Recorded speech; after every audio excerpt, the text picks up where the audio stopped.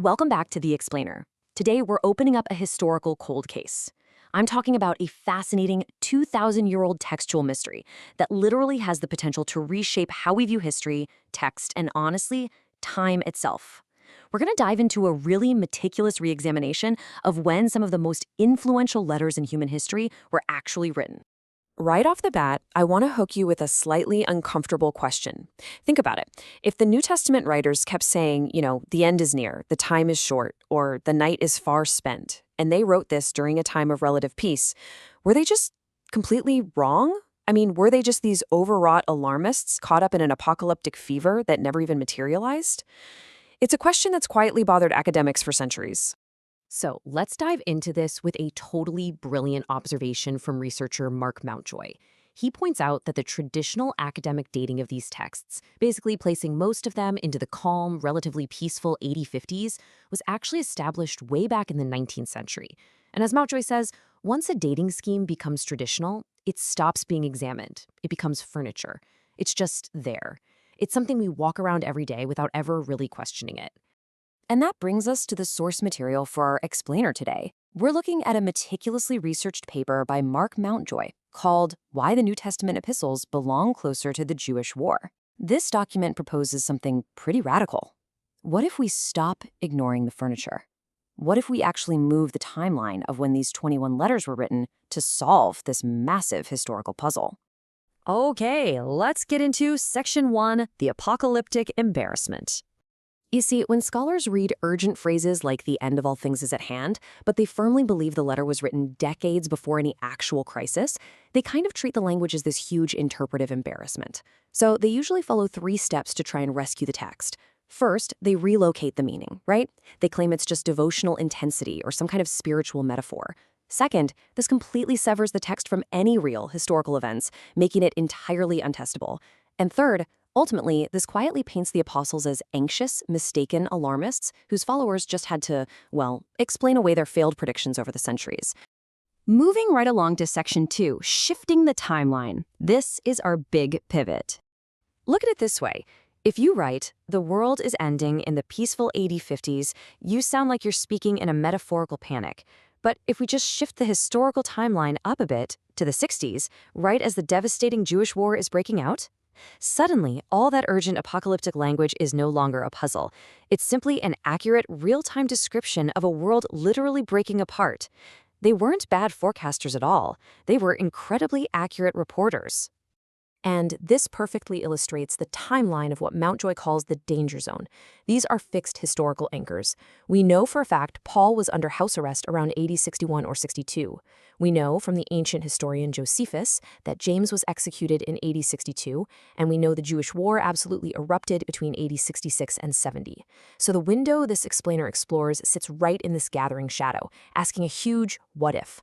What if the epistles were written right here, collectively, as the crisis escalated? To show you just how much the traditional timeline strains under its own weight, let's consider mainstream scholar David Hornell. In a single commentary covering just 3 books, he struggles immensely with the concept of nearness. In 1 Peter, he admits the text treats the end as a firm, present certainty. But then, just 60 pages later in Jude, he claims the nearness is a fading memory of an older generation. And then, 70 pages after that, in 2 Peter, he suggests the author was compelled to basically just stop talking about the timing altogether. It really shows what happens when a text keeps asserting that the end is near, and a reader, bound by an old timeline, desperately needs it not to. All right, let's grab our magnifying glasses for Section 3, Clues from the Greek, where we'll look at some fascinating internal evidence. Mountjoy reminds us that literally every reading of an ancient text begins with a posture. If we come at it with a mallet, looking for a square hole, we're definitely going to force the text to fit our predetermined timeline. But if we adopt a patient, objective posture, we can just listen philologically to what the text actually says about its own moment, without forcing it to symbolize something else entirely. Let's look at a prime example from 2 Peter.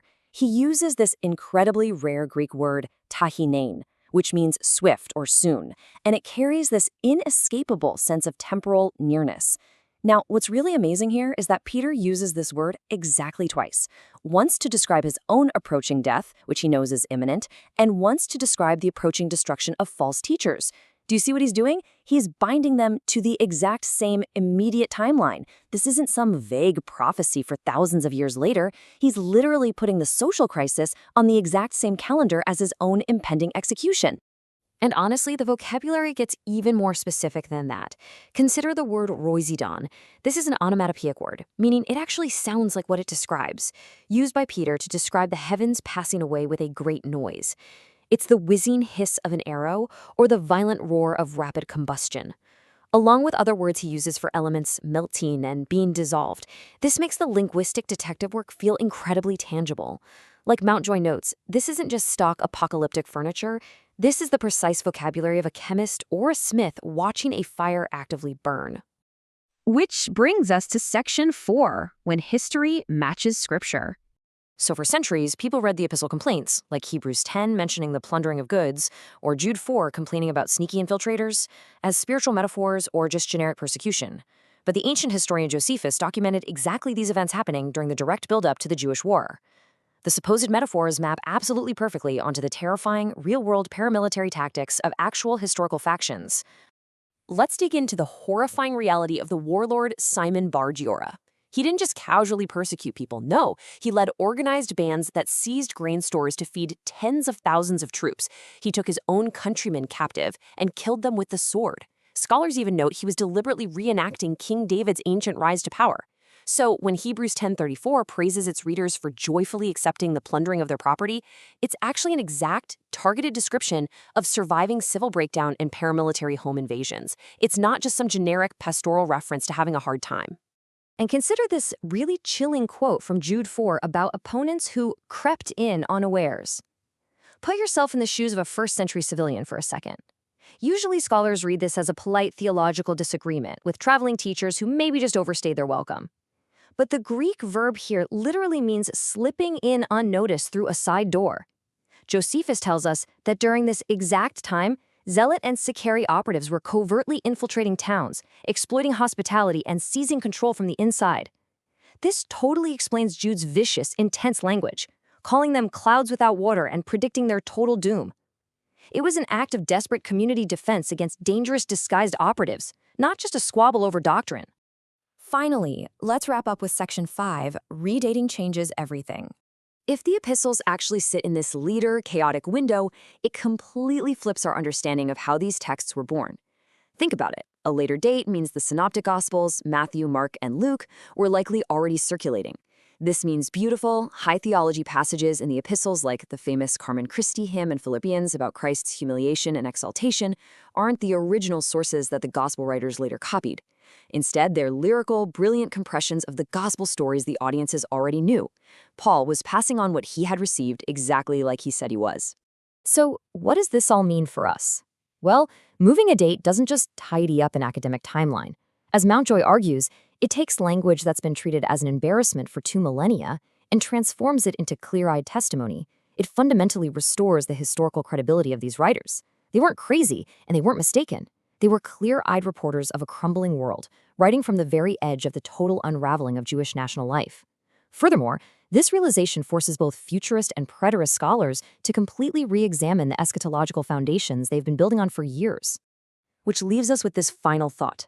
If history proves that these writers were telling the exact, literal truth about the terrifying present they were living in, how does that change how we read their letters today? It's a question that really demands we look at these ancient texts with fresh eyes, respect, and a brand new timeline. Keep learning, keep questioning the furniture, and we'll catch you in the next explainer.